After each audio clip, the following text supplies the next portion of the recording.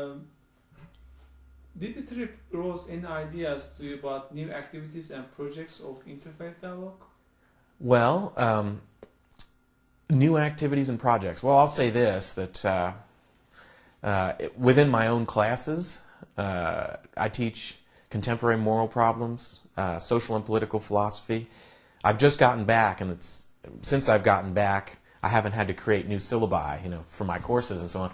But already I've had the opportunity to include in our class discussions my perspective, having come back from Turkey, able to, affirm that the sort of view that many people in the United States have of Islamic people all grouped together without making any interesting distinctions. Well, I'm able often to contribute to those discussions in groups of students, 30 here, 40 there.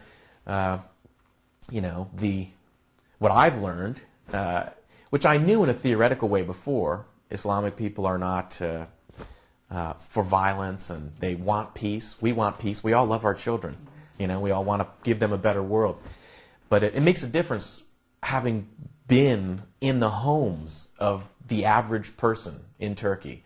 I can come back and speak with more authority about that now, I feel. So at that basic kind of activity, class discussion, as American students are forming their opinions about what people in the other parts of the world are like, I can affect that discussion, I think, in a quite positive way. And maybe in a more systematic way, sort of what, at the level of student organizations on my campus. One of the members of my department is interested in starting an interfaith dialogue student organization. And so I plan to get behind that effort, and publicize it among students, among faculty. So those are a couple activities that I feel as though now I'm much more, I feel almost as though I'm on something of a mission, that this is specifically important to do. It's one thing to recognize it theoretically. Yes, I believe in that. It's another thing to actually do something about it. And so I've started to take some of those practical, active steps. And how are the reactions of your students when you talk about your Turkish experience in your classes right now? Yeah. Well, for instance, I mentioned to a couple different classes, the story about the gentleman who gave me the hat, and they seem often surprised at, and they've remarked themselves that that would never happen in the United States, or if it would be extremely rare. And so I think at this point it's created in them a moment of pause. Well, wait a sec. This requires that I change my view about what people are like in other parts of the world. It's given them a chance to reflect a little bit more on themselves. Wait a second. If I had an idea of what it's like over there that's incompatible with the new information I just heard, then what else might I have been wrong about? You know what I mean? So it creates a moment of pause, and then they have to reassess their view about what Turkey is like, and by extension, what other people who accept the Muslim faith are like. So. And did it also evaluate yourself, like to be a better person, better loving person, better citizen, or? I would say so. I think that for instance, a couple people who stand out, the guides that we had, right? Jaffer, Betul, Turan, Selda. These are people whom I see as volunteering in a very, what I'd consider a sacrificial way. It's for a great cause, a cause they believe in, but I think they, in particular, probably more than any specific other specific individuals, they in particular probably have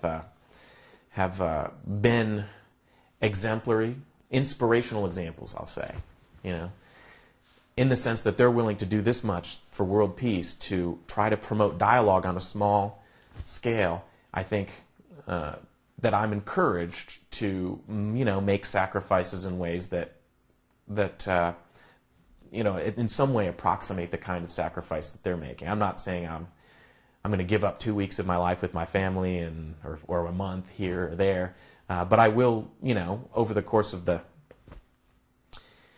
over the course of a semester, over the course of an academic year, often pause and think, well, you know, it might not be the most convenient thing for me to do, to devote time to create an event, to create a dialogue among students after hours or something. But that's the kind of thing that I think that their example encourages in those of us on the trip. And is that some schools that are inspired by Mr. Gulen? Yes. What did you think about them? What are the impressions of them? Well, this is interesting. I will say that I believe it was, there's a range. Okay, back up. There's a range among the faculty that I think is interesting. A range of views of what kind of education ought to be provided to the students. I remember for one evening we had a meal at a Gulen school in Izmir, and we talked at the table at which I was seated to a number of faculty, a number of supporters, and I had extremely friendly dialogue with a number of them. There was one gentleman in particular who was a faculty member at the school. I believe he may have taught. He said he taught English and the sciences. I'm not sure exactly what the subject area is. However, he impressed upon those of us at the table who were visitors very quickly that the number one goal of education in his class, as far as he's concerned, is to dissuade students away from atheism, to get them away from atheism. And I thought, that's interesting. In a science class, why would that be a concern? Specifically, it seemed like the concern would be to learn more about the natural world and so on.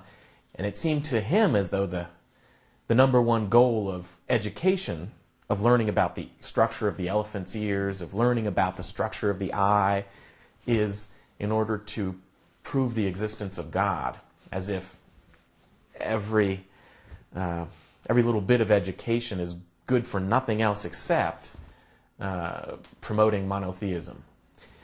One end of a spectrum, that this is the goal of it. And another end of the spectrum, I also talked to faculty members who suggested that it would be, that it's, that what we do, for instance, at Fatih University, that what we teach is the received science in our disciplines, in chemistry, in biology, and likewise, even at the lower level, at one of the colleges that we visited. I also talked to faculty who suggested just that no, our primary goal here in this institution is to promote education in the disciplines like biology, chemistry, English, and so on, rather than any specific religious agenda. And so I did see a range of faculty, and I thought, well, that can be quite healthy, to have divergent views among the faculty about what indeed ought to be taught to these students. And I think that way the students probably get a little bit more of a rounded perspective. There are all kinds of people in the world with all kinds of goals. But I will say this, that, for instance, I'm trying to remember the facility that we went to. It might be the school in Istanbul. It was a beautiful facility. No, it was Fatih College, I believe. So I guess that might have been, maybe that was in Izmir. In any case, it was a beautiful, first-rate facility, and the students that I had encountered there were very impressive. I remember a little 10-year-old girl, Mina, who I met in the library, and she seemed shy at first, and I thought it was because she couldn't speak English, but finally someone encouraged her to answer a question I was asking, and it turned out, her English was extremely, it was beautiful, and she wanted to be a doctor when she grew up, and I thought, this is great. This is a school at which, a little girl is learning English and her dreams are being fostered. She's encouraged to grow. And in that library, I looked around and I saw books that I was, to be honest, a little bit surprised to see. They were on some pretty challenging topics. Not all of them, and some of them were written actually by, some of the more renowned 20th century atheists. And so I thought, this is really good. The students are being encouraged to consider these points of view, and sooner or later they're going to have to confront them, right? So I was quite impressed with the the diversity among the faculty, and to take one example of a student, this 10-year-old Mina, who was a young woman, being encouraged to seek a really quite impressive dream, to become a doctor. And it looked to me as if her dream was, was a seed being watered at the school. So I was impressed.